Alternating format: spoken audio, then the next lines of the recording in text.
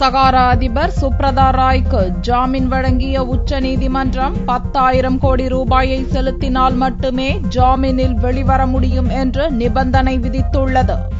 பல லட்சம் முதலீட்டாளர்களிடம் சகாரா குழுமம் வசூலித்த 20,000 கோடி ரூபாயை மோசடி செய்ததாக தொடரப்பட்ட வழக்கில் அதன் அதிபர் சுப்ரதா ராய் பிப்ரவரி 28ஆம் தேதி கைது செய்யப்பட்டார். இந்நிலையில் அடுத்த ஆண்டு மார்ச் 15ஆம் தேதிக்குள் 5 தவணைகளில் 20,000 கோடி ரூபாயை செலுத்தி விடுவதாக புதிய திட்டத்தை செவ்வாயன்று உச்சநீதிமன்றத்தில் சகாரா நிறுவனம் தெரிவித்தது.